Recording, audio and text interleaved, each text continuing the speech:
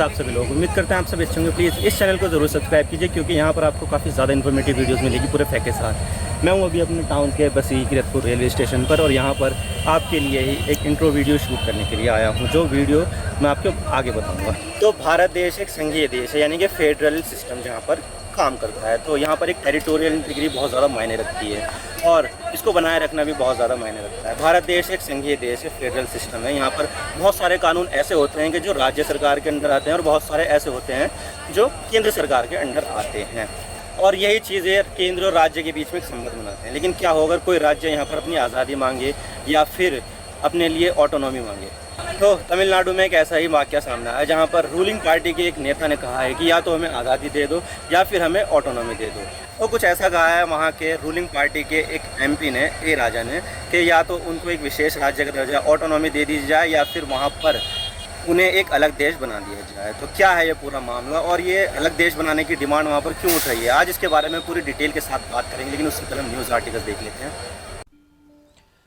तो times now India gave autonomy to Tamil Nadu or else we will separate। DMK MP A Raja threaten सेंटो। 4 जून का article है, 4 जुलाई का आर्टिकल है ये।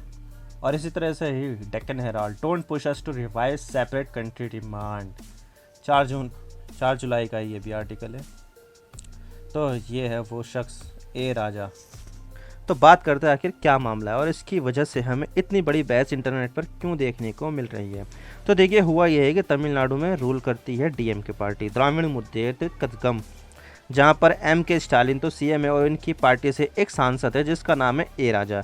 ये पार्टी मनमोहन सिंह के कार्यकाल में यूपीए के साथ गठबंधन में भी थी और तब ए राजा केंद्र सरकार में मंत्री थे और इनका नाम 2G स्कैम में भी आया था, लेकिन बाद में जाँच पड़ताल के बाद उन्हें बरी किया गया।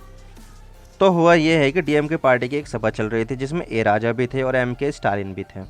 नमक्कल नाम की जगह पर यह सभा चल रही थी जो है वेस्ट तमिलनाडु में, वहाँ पर यह सभा हो रही थी। तो उन्होंने वहाँ पर यह कहा है कि देश के गृह मंत्री अमित शाह और पीएम मोदी से मैं ये अपील करता हूँ कि हमें मजबूर मत करो कि हम पेरियार के रास्ते पर चले और मजबूरी मत करो कि हम अलग से एक देश बना लें। और इसके बाद इन्होंने स्टेट ऑटोनॉमी मांगी। लेकिन आपने कभी ना कभी पेरियार को नाम तो सुना ही होगा। हमें अक्सर सोशल मीडिया में पेरियार नाम के शख्स के बारे में सुनने को मिलता है और ए राजा ने भी यहाँ पर पेरियार को मेंशन किया है। तो पेरियार कौन है? तो देखिए, ये है पेरियार जी। इनका जन्म 1879 में इरोड में हुआ था और इनकी जो डेथ है वो 1973 में वेल्लोर में हुई थी। ये तमिलनाडु में काफ़ी बड़े इंटेलेक्चुअल थे और तमिल भाषा को तमिलनाडु में पुश करने का काम भी इन्होंने ही किया था और इन्हें द्रविड़ियन मूवमेंट का फादर भी कहा जाता है। और इन्होंने जातिवाद और ब्राह्मणों का जो डोमिनेंस था उसके खिलाफ मूवमेंट चलाई और उसे ही द्रविड़ियन मूवमेंट कहा जाता है। और इसके अलावा पेरियार जी एक अलग तमिलनाडु भी बनाना चाहते हैं, लेकिन ऐसा हो नहीं पाया कि अलग देश बन जाए। अब इनकी विचारधारा को डीएमके पार्टी अडॉप्ट करती है। पेरियार डीएमके पार्टी के राजनीतिक गुरु भी है। जैसे बीजेपी की आइडियोलॉजिकल गुरु कौन है, आरएसएस को माना जाता है, उसी प्रकार पेरियार डीएमके के जो आइडियोलॉजिकल फादर है उनको माना जाता है। और ये बात खुद ए राजा ने भी कही। उन्होंने कहा है कि पेरियार हमारे आइडियोलॉजिकल फादर है और वो अपनी आखिरी सांस तक एक अलग तमिलनाडु देश के नाम के लिए लड़ते रहे। लेकिन फिर बाद में उन्होंने ये कहा कि हम भारत के साथ ही रहना चाहते हैं और हम अलग तमिलनाडु देश के खिलाफ हैं और ये आइडिया अडॉप्ट करते हैं, लेकिन हमें स्टेट ऑटोनॉमी चाहिए। We will not rest and will battle until we achieve our goal. Give us the state autonomy we deserve। तो ऐसा बात बोली है। लेकिन सवाल ये आता है कि स्टेट ऑटोनॉमी क्या होती है जिसकी डिमांड की जा रही है। तो देखिए, स्टेट ऑटोनॉमी का मतलब है कि कुछ चीज़ें छोड़कर बाकी सारी चीज़ें पर कानून बनाने का अधिकार सिर्फ राज्य का होगा। जैसे कि यहाँ पर फॉरेन अफेयर्स से रिलेटेड या डिफेंस से रिलेटेड कानून बनाने का और उन्हें इम्प्लीमेंट करने का अधिकार केंद्र के पास होगा। लेकिन बाकी के जो कानून हैं जैसे कि टैक्स कलेक्शन, वेलफेयर स्कीम और डेवलपमेंट से जुड़े हुए सारे कानून और काम राज्य सरकार देखेगी। और इंडिया में इसका एक उदाहरण है जम्मू कश्मीर। 2019 में जम्मू और कश्मीर एक राज्य था और जम्मू और कश्मीर को ऑटोनॉमी मिली हुई थी, जिससे विदेशी मामले और डिफेंस को छोड़कर सारी चीज़ें राज्य ही बनाना था। इसका एक अलग संविधान था और एक अलग झंडा भी था। लेकिन 2019 में जम्मू और कश्मीर की ऑटोनॉमी को ख़त्म कर दिया गया और उनको 2 टुकड़ों में बांट दिया गया। एक तो बन गया लद्दाख और दूसरा बन गया जम्मू और कश्मीर। और ऐसा नहीं है कि सिर्फ जम्मू कश्मीर तक ही सीमित है। बहुत से देशों में सिमेट्रिक फेडरलिज्म अपनाई जाती है, जहाँ पर ऐसा होता है कि हर राज्य बराबर है और हर राज्य में एक जैसा कानून होगा।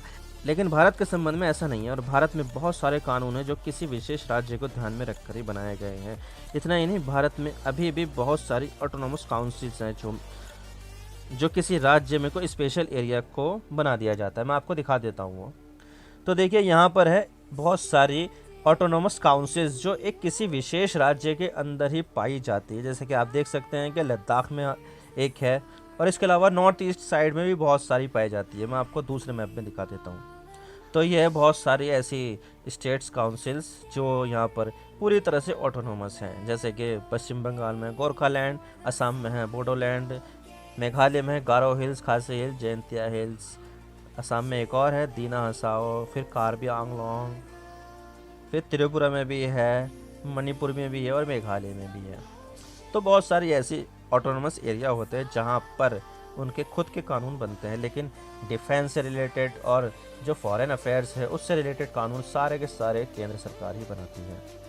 तो यहाँ पर किसी स्टेट के किसी स्पेशल एरिया में ही ऑटोनॉमी दी गई है ताकि वहाँ के जो आदिवासी लोग हैं, कल्चर है और भाषा है वो उन्हें प्रोटेक्ट किया जा सके। लेकिन तमिलनाडु में ऐसा क्या हो गया कि कोई स्पेशल एरिया को ना छोड़कर पूरे के पूरे स्टेट को ही ऑटोनॉमी की डिमांड की जा रही है ऐसा। तो देखिए सारा का सारा खेल यहाँ पे पैसे का है। भारत में राज्यों को जो पैसा केंद्र सरकार से मिलता है वो फाइनेंस कमीशन के जरिए मिलता है। और पहले ऐसा होता था कि केंद्र सरकार जनसंख्या के हिसाब से राज्यों को पैसा देता था। अभी भी ऐसा ही होता है, यानी कि जिसकी जैसे ज़्यादा संख्या है उसको ज़्यादा पैसा मिलता था।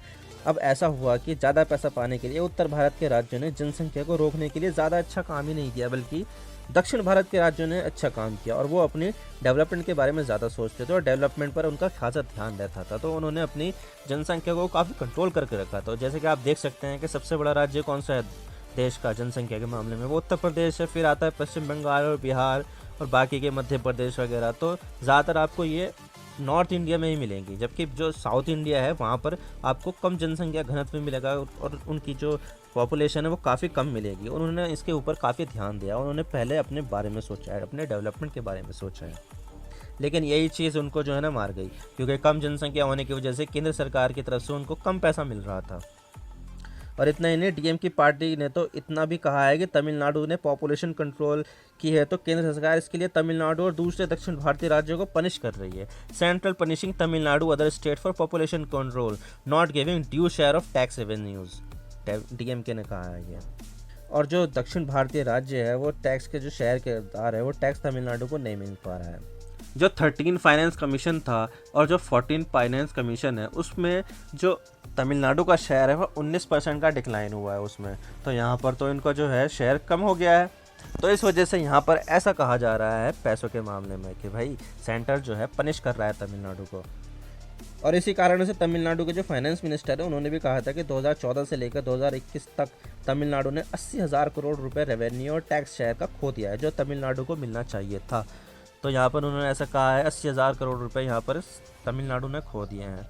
और तमिलनाडु के सीएम ने लगभग 1.5 महीने पहले भी ये कहा था कि Tamil Nadu deserve better flow in more fund and scheme. CM appeal to PM, यहाँ पे प्रधानमंत्री से कहा है कि भाई तमिलनाडु ज़्यादा डिजर्व करता है, पैसा ज़्यादा चाहिए, यहाँ पर स्कीम भी ज़्यादा चाहिए। 27 मई 2022 को ही ऐसा कहा था। तो यहाँ पर पैसों की भावना तो है पूरे के पूरे राज्य में। तो यहाँ पर सारा मामला पैसों का है और टैक्स रेवेन्यू शेयर का, जिसकी वजह से तमिलनाडु में इस तरह की पॉलिटिक्स हमें देखने को मिल रही है ताकि तमिलनाडु को ज़्यादा पैसा मिल सके। और उन्होंने 1 अप्रैल को भी कहा था release 23,430 crore due to Tamil Nadu. तो देख सकते हैं यहाँ पर इन्होंने ऐसा कहा था। तो यहाँ पर बहुत सारा खेल चल रहा है पैसों का, इसी वजह से यहाँ पर पॉलिटिक्स चल रही है इसका। और इतना ही नहीं, तमिलनाडु के मौजूदा सीएम एमके स्टालिन ने एक बार कहा था 2018 में ही कहा था कि द्रविड़ नाडु बनाएंगे हम, और ये ज़रूर बनेगा। देख सकते हैं it is welcome and it will happen and I believe, मैं यकीन करता हूँ ऐसा।